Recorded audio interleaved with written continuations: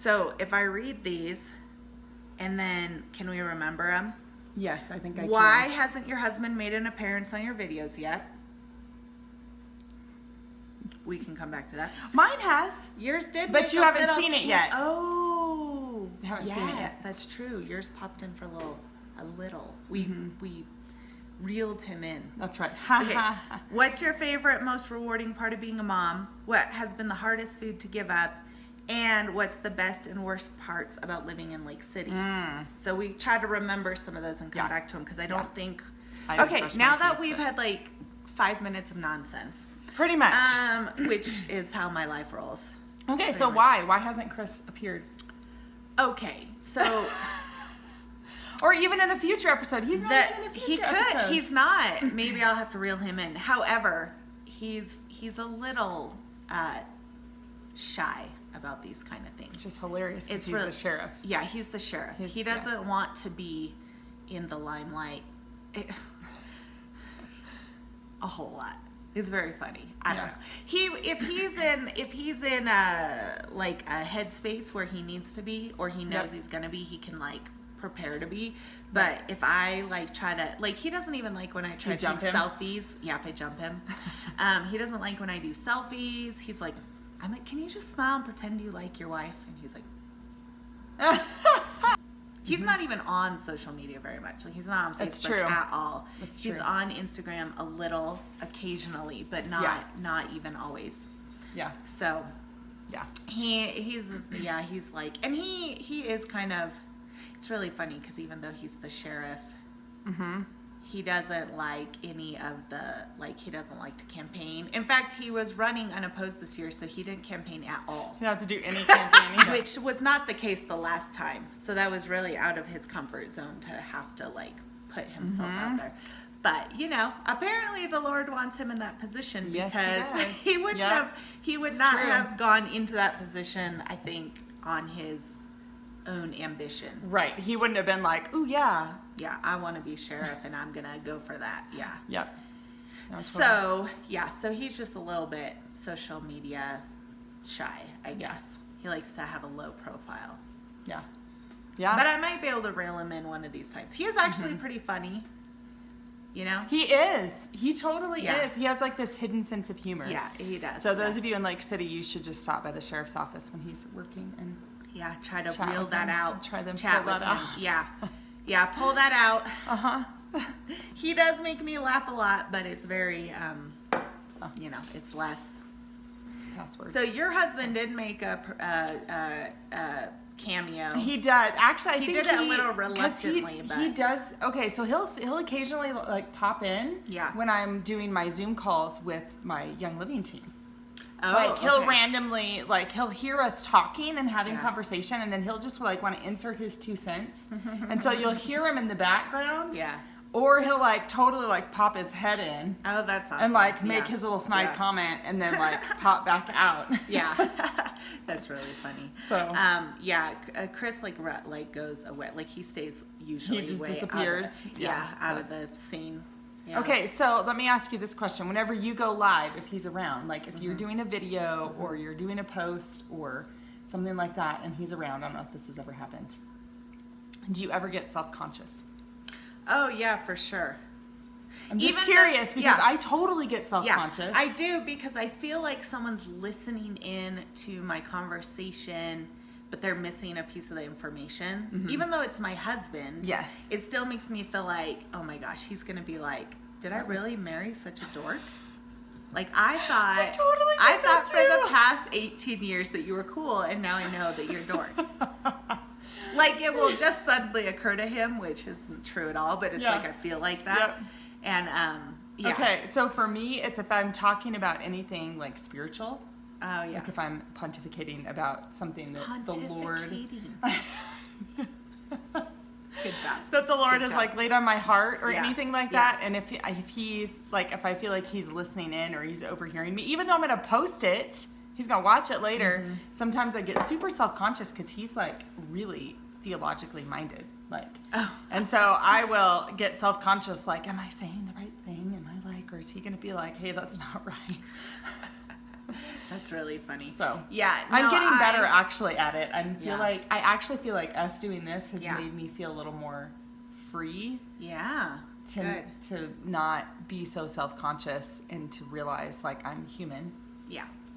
Like we all are. Say things that are not accurate at times. Yeah. So. Yeah. No, I hear that. Yeah. Sometimes I think too, if I'm sharing something, like, you know, we talk about things, but if I'm sharing something, maybe that's like a little bit more personal, like about our marriage or about our family, then I like a little bit wonder in the back of my head if he's listening in and being like, why are you sharing that? Why are you sharing that? Or like, what are you talking about? Even though I would never share anything that I knew he would be uncomfortable with. Right. But at the same time, it feels like someone's just kind of listening in and eavesdropping. Yeah. And so there's like, I guess, like a subconsciousness, like, or like awareness that somebody who's not part of the conversation is listening in. Even though he really doesn't listen in, like he would like he might hear some things, but he wouldn't just sit down and like be like, what are you saying? Right. What are you talking about? That's not right, and come over and like That's turn not it right. off. Yeah, he's all, stop that. Yeah. No, he wouldn't say that at all. Or even like when we he's watched some of our past episodes. And I'm like, oh, I wonder if he's going to agree with what I said. You know, like if it's the same, if he sees it in the same way. Yes. But yeah. I don't, you know, but he would be like, why did you say, you know, he wouldn't ever just be secretly mad at me. Like, right. But also you do kind of are like, oh, someone's listening. I don't know. Yeah. But if he's a part of it, then it feels different. Right. Yeah. Like when Jordan popped in and we were like talking to him. Right. That feels different than, somebody's just standing there in the background. Yep. Yeah. I don't know. Yeah. No, totally. To me, at least, it does. Feels different. Yeah. I don't know why that is, though. I mean, we've been married 18 years. Wait. Yep. What have we been married? 18 years, yeah. 18. Gosh, yeah. You start to forget. Man, that's awesome. Like, I don't know, just forever. Yeah. That's awesome. So obviously, there's very little I can do or say at this point that's going to surprise him. You know. Yep. He's already seen me at my weirdest. And my worst. It's so true. It's so true, though. Y'all don't even know the half of it. Don't even know the half of it. Yeah.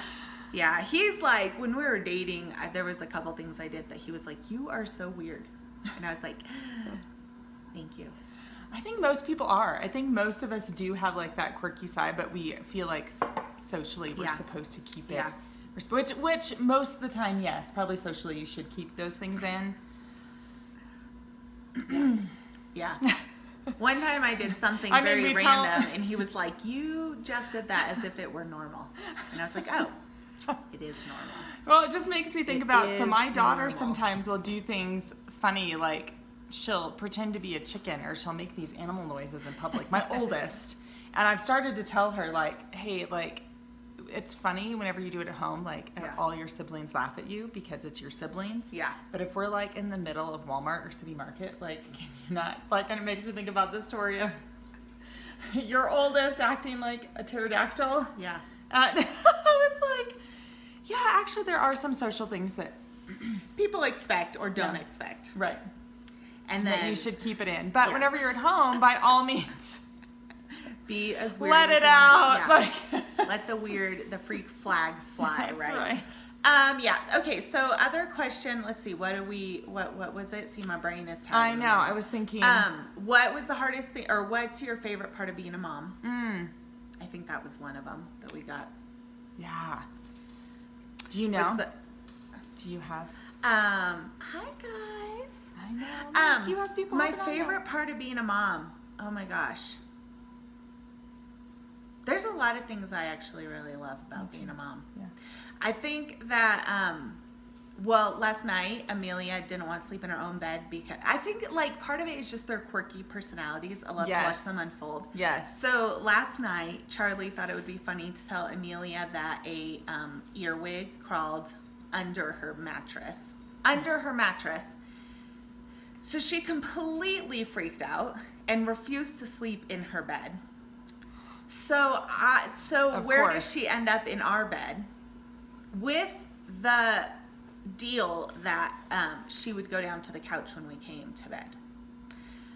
Because she just always wants to sleep in our bed. Yes. And sometimes my husband is like, we can't always have kids. I know. So she always is trying to come up with a reason. But there is a part of me that's like, she's so snuggly, you know, like she's probably my most snuggly baby. Yep. And I love that. Yep. Like, so I actually went to bed early and I just let her stay in there. You know, and then she was like all close. Oh, I know.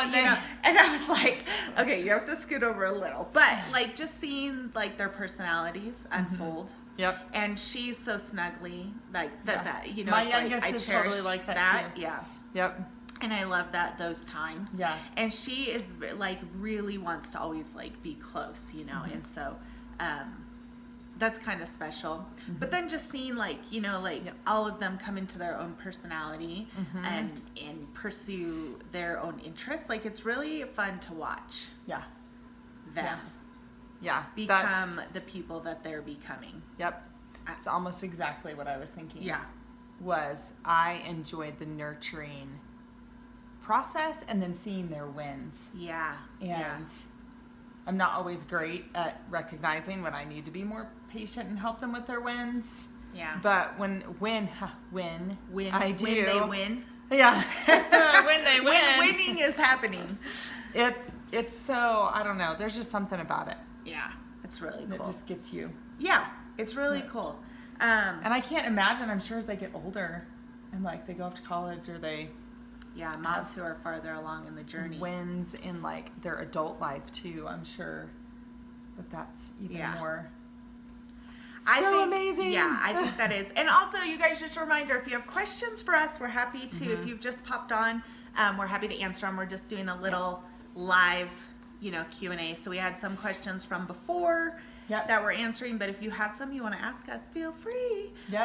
But yeah, okay. So so I really, I like watching my kids' personalities unfold and helping them discover what they're good at, because sometimes it's not obvious and they don't know right away. Yep. Some people just naturally are born with very obvious giftings, and some people have to kind of figure out like, what am I good at? And it can be and that can be challenging. It can be challenging, but at the same time, it can be so refreshing and exciting. And we're responsible for them even growing in their relationship with God at first.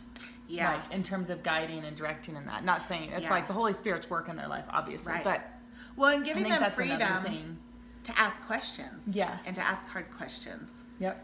I like to do that. But okay, so one of the other questions I got was what was one of the, because we've talked about in all of October, we're into November now, but all of October, our podcast, we talked about our health journeys, because both of us as moms have gone through phases of mothering where we actually ourselves were not very healthy, and what a difference that makes in our attitudes, the way that we're parenting, and the way that we're wifing with our wifery. With our wifering. But so we both at different times, kind of separately actually, kind of started different health journeys, and then our health journeys have merged, have come together in a way, because now we're weightlifting together, which is really fun. Oh man, it's so which fun. Surprisingly is fun. But we have talked all October about our different health journeys and how we came to be on those. And anyway, one of the questions was, what was the hardest foods to give up? Because we did talk about in a couple episodes ago about making dietary changes. The last 2 weeks was adding in exercise, I believe. Yes. But the previous 2 weeks we're talking about where we started, which was with food. So what has been, and we both have given up some foods that that our bodies just can't really handle, sadly. So, do you know? You've given up more than I have. So I'm like, mine, I can peg it like right this second. Because I made bread last night. Like sourdough bread with white flour because that's all I could find at the grocery store. Oh, yeah. And you were like, I made that last night, and I'm Yeah. pulling it out of the oven today, and I was like, oh my goodness, this looks exactly like what you would get in the stores, like that sourdough, that white sourdough Yeah. bread that you would have. I love bread. For a sandwich. So yeah, that's probably been the hardest. Yeah. And that's like my biggest temptation, is that's what I want white bread. eat. Like white. Because you still eat Yep. flour. You just, right? Do you eat some flours? I will sometimes sneak it in. Here's the problem. So I did have a piece when I pulled it out of the oven last night, because there's nothing like hot, Because it's so steamy tempting. bread with butter on it. It's like, ugh. So I did have a piece, but I can already tell, like, I just get a ton of phlegm in my throat, and then I cough because the phlegm's she's there. So exactly. Did you just hear me earlier? I was like totally coughing. I'm like, why am I coughing? I haven't been coughing in like forever. Yeah. Oh, because I ingested flour, not just like flour. It was like white bleached flour. So. Anyway. And I do still eat breads. I mean, I think we talked about, like, I just try to limit the amount of breads that I'm consuming. Yep. But because it's not my worst offender, but it definitely, I feel not, I get really feeling. Yeah. So I do try to limit it, and I try to eat higher quality flours. And I do quite a bit that is gluten-free, even though I'm not, like, I don't say I'm gluten-free, because I don't strictly follow that, but I do find that I feel better when I avoid. Right. I know there's some people that react violently to and any then kind you're of not gluten. gonna eat Like that they ever get again. the brain fog and they can't focus and they just want to sleep all the time. And like, I agree, like I can eat it, but I don't feel good. Right. And that's kind of eat what our health journey that we shared in October really was about. Like, how do we feel optimal so that we can have the right attitudes and feel well to be able to mom the way we want to mom. Yes. It's hard to be the mom you want to be when you feel crappy. Yeah. So I think for me, the hardest thing, so I kind of go back and forth between, was it sugar or cheese? But I think actually I found some artificial sweeteners that don't create for me a reaction the way sugar does. And when I say reaction, I mean that, like, when I eat sugar, I want to keep eating it. It creates something in me that just wants more and more and more, to the point of like excess. Yes. And I guess, that's where they would talk about that sugar addiction piece. But and then I don't feel well when I eat that much. So over the last couple years, I've found that actually monk fruit is my favorite, and I don't have that same response. I can enjoy something. Yeah, that's great. And it tastes yummy, but I don't have that, like, oh, now I have to have more and more and more. Yeah. So cheese would be your. But cheese, that would be so really hard. miss dairy, but specifically cheese. So cheese, the other night we made pizzas on little, just little breads. And the kids' pizza and Chris's pizza had all the nice, delicious, melty cheese on it. Yep. And mine did not. Yep. Mine had like vegetables, which was really good, but still, when I saw theirs, I was like, I want to eat theirs. Yeah, that's what's so hard. Theirs looks better. You just want to like. And I know it tastes better. I was so tempted. But we've talked about before, like when the last time I tried to eat dairy, that was a huge mistake. Like I got really sick. So, then I remember that, and I'm like, okay, I'm not gonna do it. But it does look good, and I know it tastes good. Yep. So so I miss cheese, and a lot of people don't have dairy alternatives. So I have to learn. Like if I'm somewhere else, it's a little bit harder. Yeah, like you can't go to a pizza place. Not very much. And be like, do you have non-dairy cheese? And they're going to look at you like you have two heads. Yeah. Because you're at a pizza place. Yeah. Yeah. Most pizza places, occasionally, I think there's one in Crested Butte that does have that option. Yeah. Or maybe they leave it off. I can't remember. It's been a long time. And, Tracy's Alpine Mousse. Oh. Because, Silver Slice Pizza. Silver Slice. Because I know them. I was like, hey, can you put this dairy-free cheese on that? Just for like a special. And she actually has done it for me. That's awesome. And I just took her a bag of unopened cheese that I could eat and was like, can you do this? Yeah, can you do this? And that's awesome. Like, obviously I'm still eating the bread and stuff then, so that is a treat, not a... Benefits of a small town. Yeah, right there. Benefits of a small town. When you know the owner of the pizza parlor, you can be like, hey, will you make this special? I did try to give her a heads up though, like, hey, we're gonna call in an order.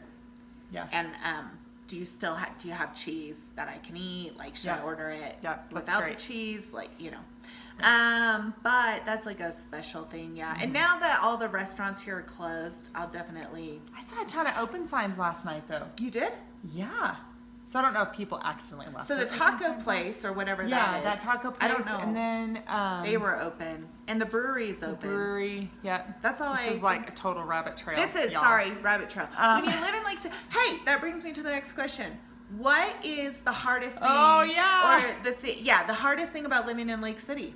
Because those of you who don't know, we actually, I like to call it the modern frontier, because we are considered frontier land. We're so geographically isolated that Colorado considers where we live to be the frontier.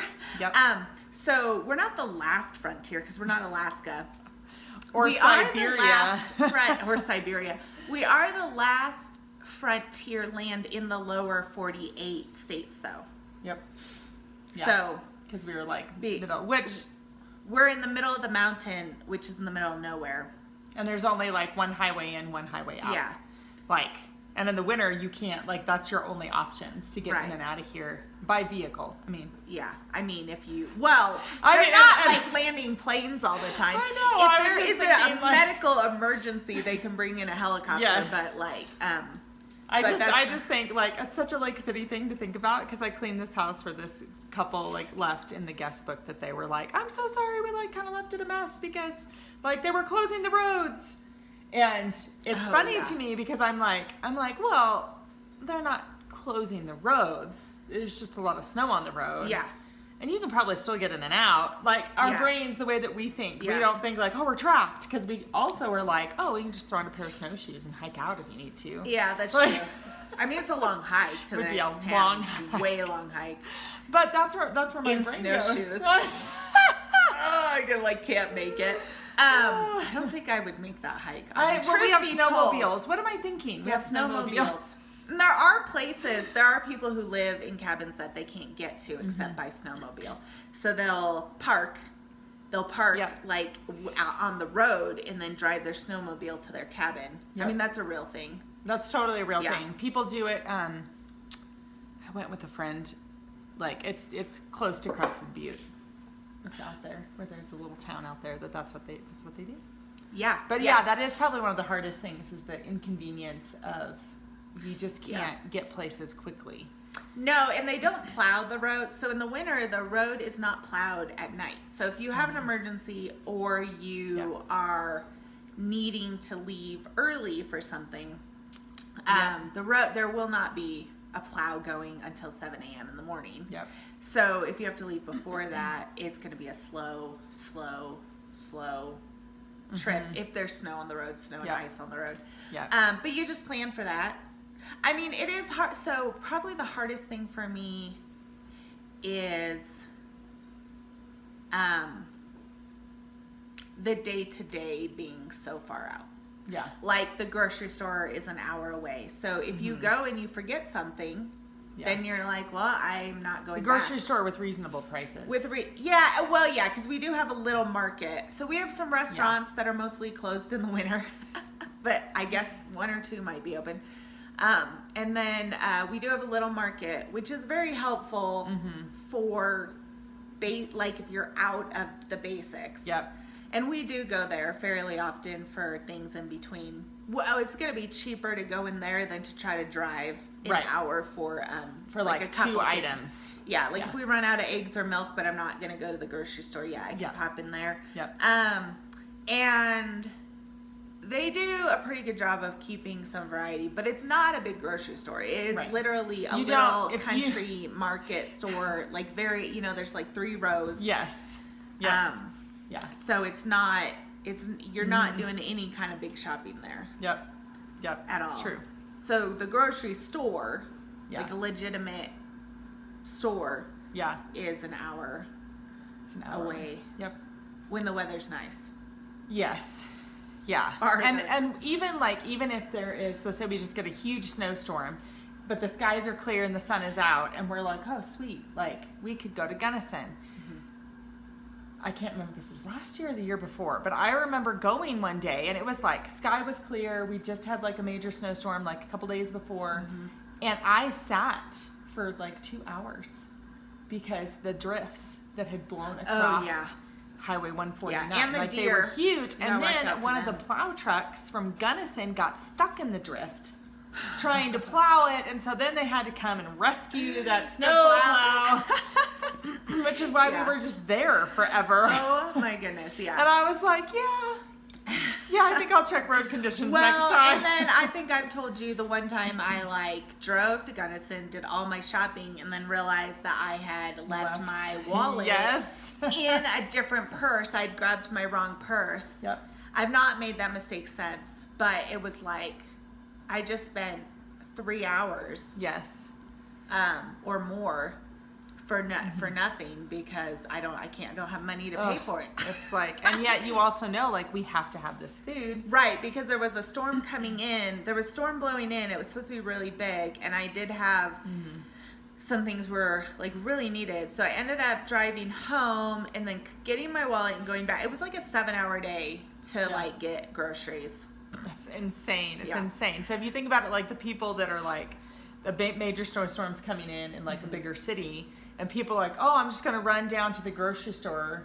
I'll be back in 30 minutes. Yeah. Like, that is not the case it's not for possible. us. Yeah. It's not even. And it is hard to, let kids participate in sports. There's a couple, there's, basketball here at the school. But, you're really far from, we were looking at doing soccer with the kids. But it's 3 days a week plus games. It's really far to start trying to go every single day. Yeah. And it's really expensive with gas. Yeah, so, especially now. Yeah, especially now. So it just, you kind of get you're a little more limited, I think. And most of the cabins here, I think what people don't realize also are wood heated homes. Yep. Or pellet heated homes. But mostly wood, really. Yeah. And so that's part of what I think makes us also the frontier is we have to go chop wood. Go out into the woods. It's true. Chop your wood. Or you pay somebody else to do it. Or pay someone else to do it, which we don't. Yeah. And then bring wood in because that's our heat source for the whole winter. So, so you're follow the Lake City page at all, you can see or if you're driving on the roads, you can tell oh, it's firewood season. Yeah. Because there are people just up and down, trucks are loaded with wood, or people are going out with their chainsaws. Yeah, trying to get these get wood for the whole winter. And so one thing I didn't know is it's measured by cords. Yeah, not quarts. Cords of wood. And when we first met, I didn't know how much that was. I'm like, what's a cord of wood? Yeah. And they're like, you're gonna need 3 to 5 cords of wood for the winter. And I'm like, how much is that? What do you mean? Yeah. So now I kind of have an idea of how much that is and can estimate, do we have enough for the winter? If you run out of wood, you'll get to January or February because our winter is so long too, and people will be like, does anybody have wood? Because now all the wood is buried in snow up on the mountain. Yep. And so it's frozen to the ground. So if you run out of wood in February, you're maybe in trouble. Yeah, you're either paying an arm and a leg. Yeah. Yeah, if you have maybe your firstborn child. Yeah, your firstborn child to get wood. Yeah. Literally the frontier. You have to trade your children. You're like, I'll give you this child. Nobody wants your child though. They're like, I'm gonna have to feed and keep your child warm. What? How about just your arm? Your arm. I can't give you my arm. We are in Alfred Packer country. We are in Alfred Packer country, right over there, like a mile up the road. Okay, so that is our challenges about living here. But they're also pros. Yeah. So what are your favorite parts? I love that we can just like go right outside our door and go sledding. There's enough snow on the ground. Yeah. Or just hop in the car and go down the road. Yeah. And go sledding. Literally. If there's enough snow on the ground, we can go to the ski hill. Yeah. And it's like not expensive at all. I think it's like $100. The ski hill is a hill. Yeah, it truly is a hill. It's not like a, but they have a little tow line. I worked at a ski hill in Wisconsin. Yeah. And it's like that. Okay. Actually, I think the ski hill in Wisconsin was a little bigger. Maybe. Ironically. Yeah. It is fun though. It is fun. It is fun because it's like tow rope. Yeah. So you have to figure that out. Yeah. It's definitely, yeah. I could not. I kept eating it every time. I was like, oh my gosh. But the kids love it. Yep. I mean, that is really cool. And they get to learn to ski literally right down the road. Yeah, and there's cross-country skiing options too, snowshoeing. There's the ice skating that I don't know if they're doing it this year, but they're used the Armory had usually right they do. It. Yeah, and then also at the lake, if the lake is clear. Yeah, if it cleared it, it's going to be cold this winter. So it's definitely we're going to have frozen water to skate on. Yeah, but, I mean, it always freezes, but sometimes you're like, I don't know if I want to go out there. You wait until you see the vehicle parked out there. Then you're like, okay, oh, we're good. It's thick enough. One of the first years we lived here, we went out to go snowshoeing across the lake, and I didn't realize that lakes, when they're frozen, make the craziest sounds. Yeah. Yeah. It's so cool. And I was like, that is awesome. But then when it started making the cracking sound, which I guess sometimes it does because it's not breaking necessarily, but it's like shifting. It's expanding and contracting. Yeah, because the water underneath is still moving. And we were like, this is the freakiest thing ever. It was like, and you're like, ah! I was like, run back to the edge. It's like, I don't know what's happening, but I'm not going to find out. But then another day there was wind blowing and part of the lake was frozen, but the other part wasn't. And so the waves were hitting the frozen part.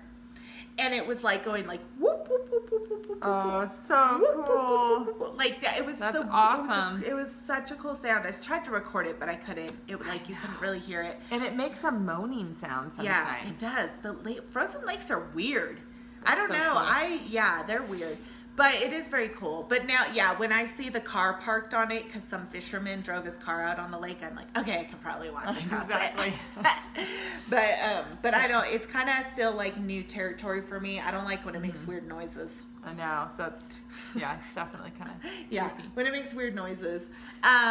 Well, we've rambled on. If you guys have questions, though, we would love to follow up in a future one. Or next month, we're going to do another Q&A if the schedule permits. If the schedule permits. Send your questions so that we can answer them. So we can, our schedule, because I might be in another country picking up my baby. I didn't want to say anything because I didn't want to jump the gun and be like, I'm hoping, but we'll see. But if I'm not, if it gets delayed because of holiday activities, then, which it could, then we'll be able to for sure. But if we're not if Chris and I are not in the country, then we won't be able to. So we'll keep you posted on that. Yep. Either way, it will be fun.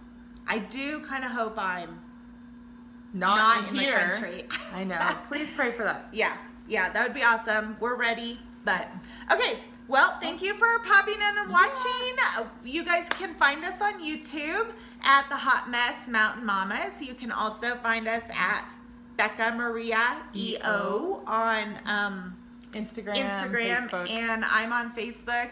Obviously, if you're here watching my Facebook, you know that. But if you're on a different platform, Jackie Cambish, Faith and Family Micro Blog. So feel free to like and share and subscribe if you want to hear about our hot mess mama lives in the mountains. For real.